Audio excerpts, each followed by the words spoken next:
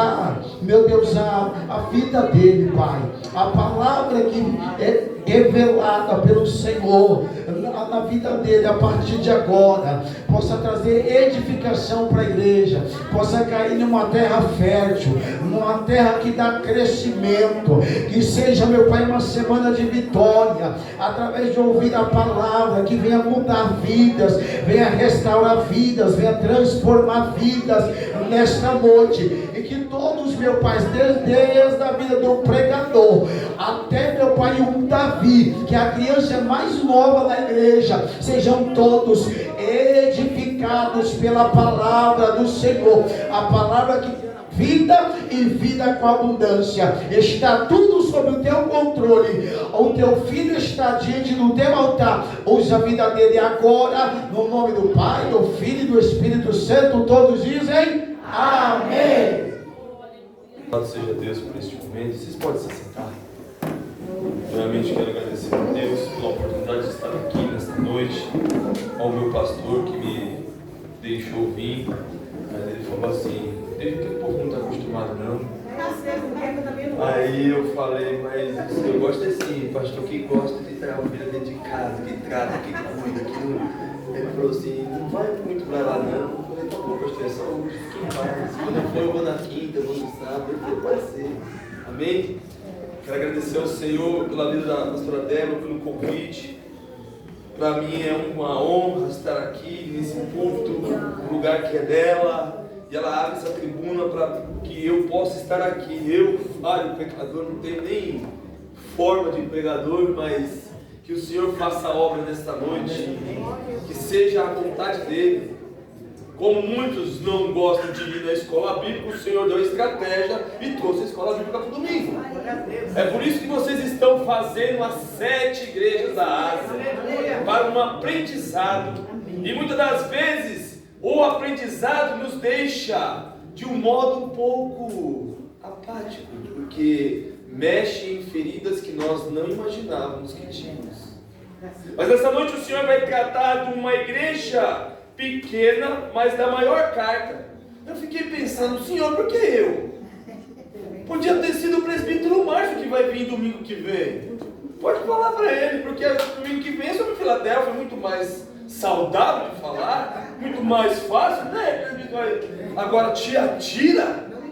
Ah, Senhor! E as perguntas eu me fiz muitas das vezes, e nós vamos compreender e entender. Antes de nós abrirmos a Bíblia, eu vou passando alguns relatos sobre a igreja, a carta e quem escreve essa carta. A primeira pergunta é: quem escreve? Quem escreve é João, o evangelista. Em meados de 95 depois de Cristo, na ilha de Patmos, após ter sido colocado em um tacho de azeite fervendo e não sofrer dano algum. O inimigo usava a vida do imperador Domicílio, mas sua ação não funciona como aqueles que é separado pelo Senhor. Apóstolo João.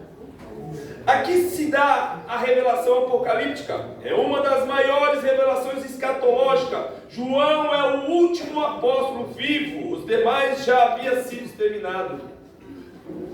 A revelação vem para 3 povos: a igreja, os gentios e Israel.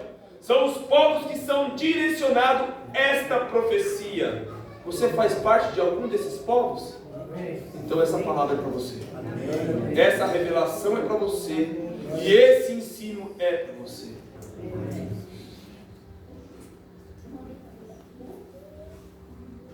Apocalipse é escrito em uma época em que o Império Romano empregava todos os seus recursos para acabar com o cristianismo. O propósito de Deus é dar essa revelação e de fortalecer a igreja para um futuro terrível que havia de vir, com perseguição, apostasia espiritual, corrupção pessoal e muitas outras coisas que vinham de dentro da igreja. Para quem é essa revelação apocalíptica? Essa revelação era para 3 povos, como eu já disse. Os 3 primeiros capítulos é direcionado à sua igreja. Pode colocar aí, fazendo um favor aqui, Apocalipse 1, versículo 4. Por gentileza. Tem aí? Se não tiver, dá bem aqui. João, as 7 igrejas que estão na Ásia, graça e paz seja convosco da parte daquele que é, e que era, e que há de vir, e dos 7 Espíritos que estão diante do seu trono, e da parte de Jesus Cristo, que é a fiel testemunha. Guarde bem isso, a fiel testemunha é Cristo, o primogênito, lembre-se disso, dentre os mortos, o príncipe dos reis da terra, aquele que nos amou e em seu sangue nos lavou e nos nossos pecados, e nos fez reis, sacerdote para Deus, seu Pai. A Ele agora o poder para todos sempre. Amém. Eis que vem com as nuvens e todo o olho verá, até mesmo que transpassará todas as tribos da terra se lamentarão sobre ele. Sim. Amém. Eu sou o Alfa e o Ômega, o princípio e o fim, diz o Senhor, quem é e que era e que há de vir, o Todo-Poderoso. Eu, João, quem escreve a carta? João. Quem que mandou a revelação? O próprio Cristo. E nós vamos entender por quê. Eu, João, que também sou vosso irmão e companheiro na aflição e no reino e na paciência de que Jesus Cristo estava na ilha chamada Patmos por causa da palavra de Deus e pelo testemunho de Jesus Cristo. Eu fui arrebatado no Espírito no dia do Senhor e ouvi destras de mim uma grande voz como de trombeta, e dizia: sou o Alfa e o Ômega, o primeiro e o derradeiro. E o que vês escreve num livro, e o envia-os às 7 igrejas que estão na Ásia: Éfeso, Esmirna, Pérgamo, Tiatira, Sardes, Filadélfia e Laodiceia. E virei-me para ver quem falava comigo, e virando-me vi 7 castiçais de ouro, e no meio dos 7 castiçais um semelhante ao Filho do Homem, vestido até os pés, com uma roupa comprida, cingido pelo peito, com um cinto de ouro. Em sua cabeça o cabelo era branco, santidade, como lã branca, como a neve nos seus olhos, como chama de fogo. Aqui, quando ele fala chama de fogo, é aquilo que ele vê por dentro e por fora. E nós vamos compreender que o Senhor vai falar com essa igreja, porque ele enxerga ela por dentro e por fora. A sua cabeça, seus pés semelhantes ao latão reluzente, como se tivesse tido refinado numa fornalha, e sua voz como voz de muitas águas. Esse é João, que recebe a revelação de um Cristo vivo e ressurreto. Ele só tinha a visão de Cristo da cruz, mas quando ele tem a visão do Cristo ressurreto, ele começa a colocar essas singularidades em Cristo. E quando ele termina de enxergar isso, ele cai prostrado, porque ele não tinha visto ainda Cristo ressurreto. E a partir deste momento, o Senhor toca nele e fala para ele que quem estaria é o próprio Cristo, para ele não se assustar. Para quem é essa revelação? Para nós. São 7 lições que as igrejas da Ásia nos ensinam. A primeira de Éfeso é a igreja ortodoxa, é do amor, abandono. Ela abandonou o amor. Para ela voltar, ela necessita ser fiel à doutrina de Cristo. A cura dela, reconhecer o pecado e voltar a praticar.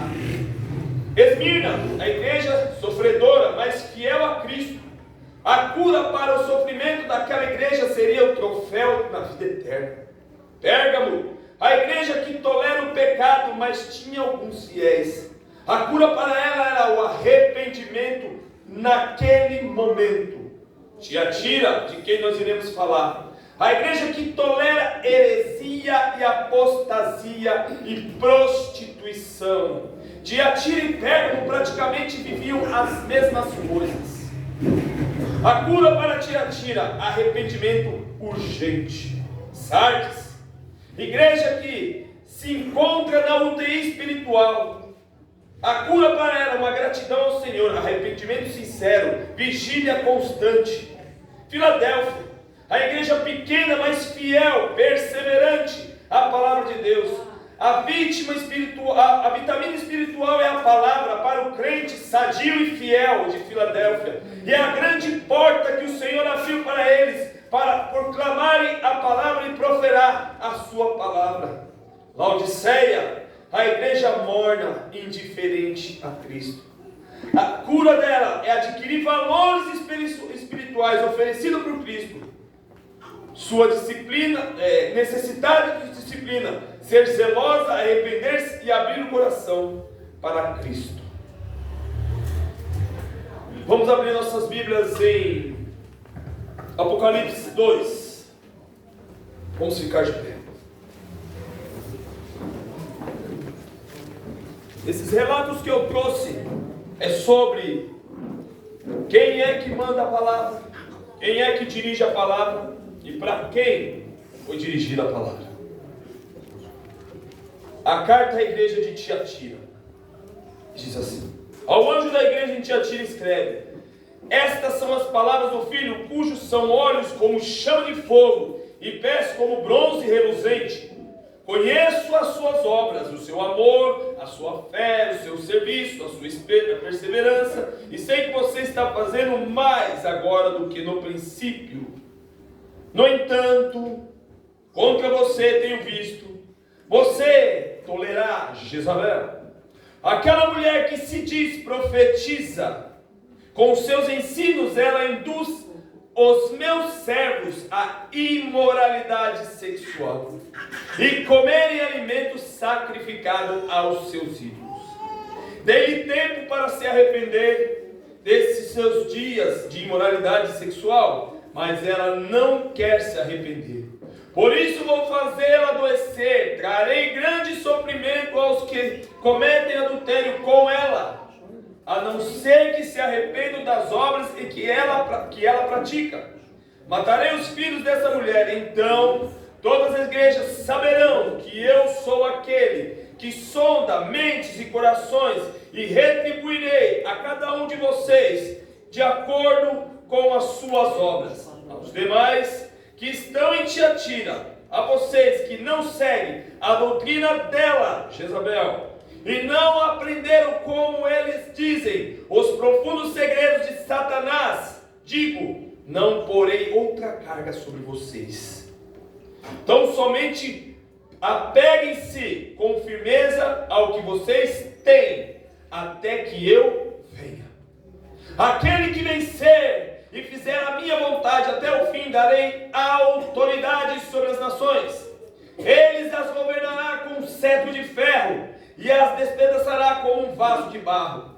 Eu lhe darei a mesma autoridade que recebi de meu Pai, e também lhe darei a estrela da manhã. Aquele que tem ouvidos, ouça o que o Espírito diz à igreja. Pode se sentar. Soberano Deus e Pai, nós estamos aqui porque o Senhor permitiu, e nessa permissão o Senhor traz a nós o ensino de que nós precisamos aprender. O Senhor fala sobre essas igrejas no primeiro século, e nós estamos aqui hoje e vemos características dessas igrejas no século de hoje. Faça a tua obra nesta noite, Senhor. Fale aos nossos corações de um modo que nós possamos compreender e entender aquilo que o Senhor tem para conosco. Que seja a tua vontade, em nome de Jesus. A cidade de Tiatira é uma cidade localizada a 65 quilômetros da capital, que é Perge, na Ásia Menor. Era um centro militar. Então era uma cidade onde ela fica na rota dos romanos. Então ela também era uma cidade com um estilo correio. Para você ir para a Ásia, precisava passar por ela. Para você ir para Roma, você precisava passar por ela. Então ela aprendeu a viver e a trabalhar em projetos e manuais. Ela vivia de ações e de projetos manuais. Então era uma cidade que fazia artesanato, que tratava de couro, que tratava de linho, de lã, que tratava de inúmeras coisas. Esta cidade não é por acaso, ela é a menos falada.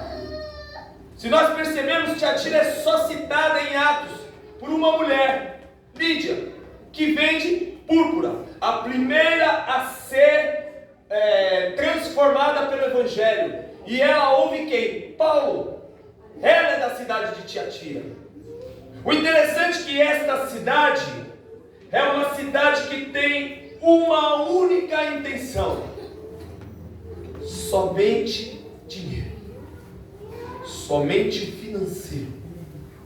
Para fazer parte do comércio de Tiatira, você tinha que ser rico. Não tinha como. Se não fosse rico, não tinha como fazer parte. E é isso que acontece com a igreja de Tiatira. Para fazer parte daquela igreja e daquele comércio, você precisava ser rico. A igreja de Tiatira não tem ninguém contra ela. Não existe outras religiões lá. Não existe ação política. Não existe nada. É somente ela. Então por que o Senhor envia uma carta tão grande para uma igreja tão pequena e que só tem uma coisa naquele lugar? Pregar o Evangelho. Nós vamos entender e compreender que o Senhor vem em forma, e é Ele que fala diretamente. Todas as outras igrejas nós temos a apresentação dele como seria o Cristo, mas para Tiatira ele aparece dizendo estas palavras aparece dizendo, essas são as palavras do Filho de Deus. São poucas as vezes que o Senhor se apresenta como Filho de Deus. E para a igreja de Tiatira, ele faz questão de se apresentar como Filho de Deus. Porque essa igreja já tinha perdido a essência. E quantas igrejas no tempo de hoje têm perdido a essência? Não tem mais a presença, o poder e a autoridade de Deus. João vai relatar aquilo que o Senhor quer que ele relate a essa igreja. Os olhos são como chama de fogo. Ele olha para essa igreja e ele sabe o que acontece no coração de quem está dentro e de quem está fora.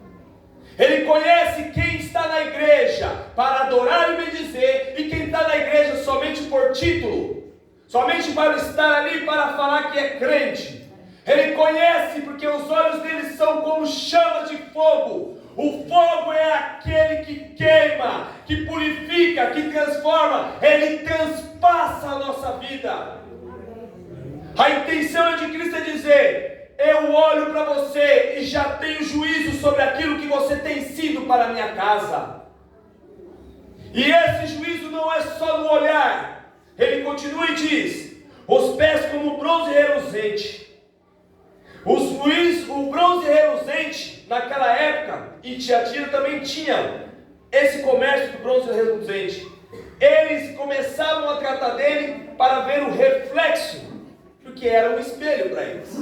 Eles não tinham espelho, não é que nem essas bolas lindas aqui, ó, refletidas, o espelho. Então eles viam a imagem dele meio distorcida.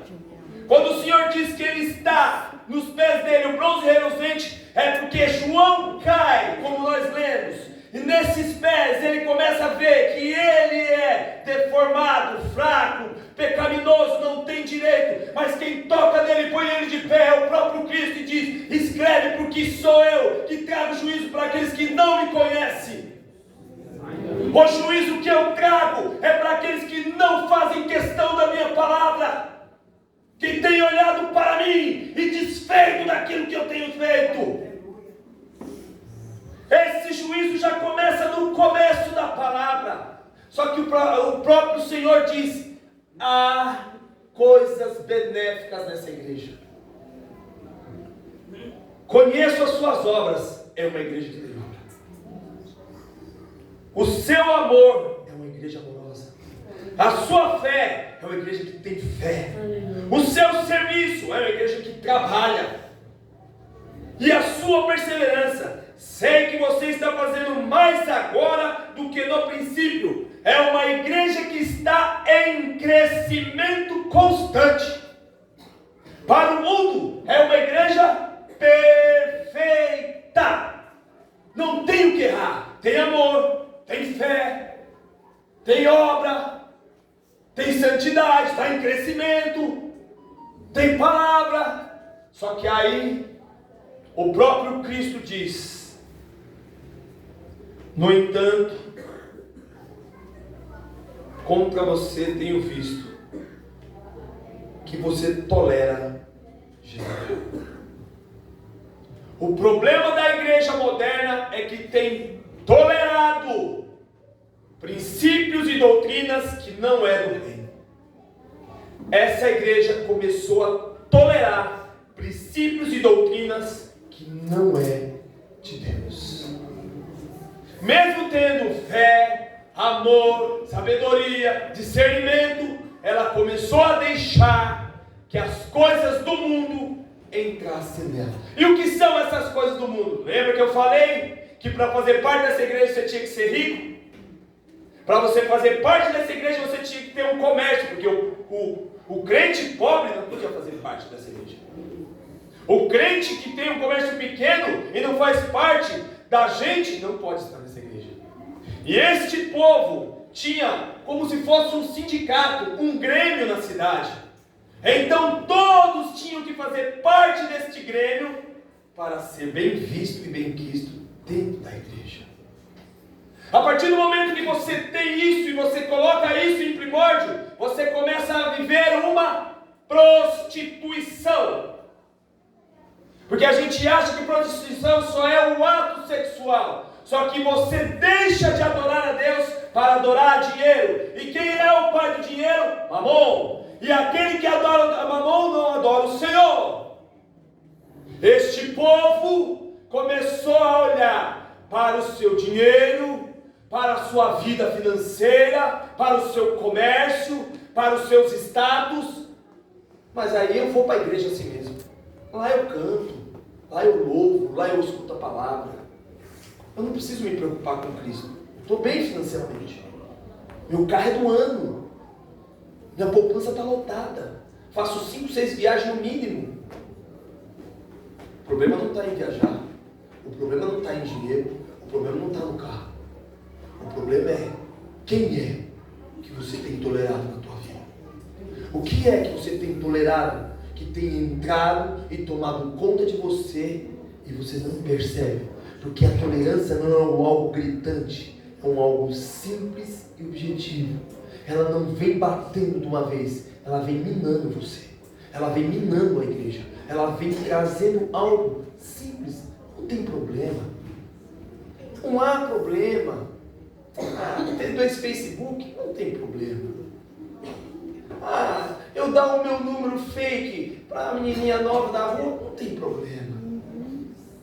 Eu ficar no Instagram vendo algo que não é compartilhado com a minha esposa, não tem problema. Eu estar na igreja, mas depois ir fumar um narguilé, não tem problema. Eu vim para a igreja, mas depois eu ir para uma balada, não tem problema. Qual o problema nisso? Eu não estou fazendo nada de mal para ninguém. Eu vou para a igreja, eu sirvo ao Senhor, eu dou o dízimo, não tem problema. Eu tomar uma cerveja de fim de semana, não fico bêbado. A palavra diz que eu posso, que eu não posso me embriagar, não tem problema. Sabe quem é que escreve essa carta? É quem tem santidade.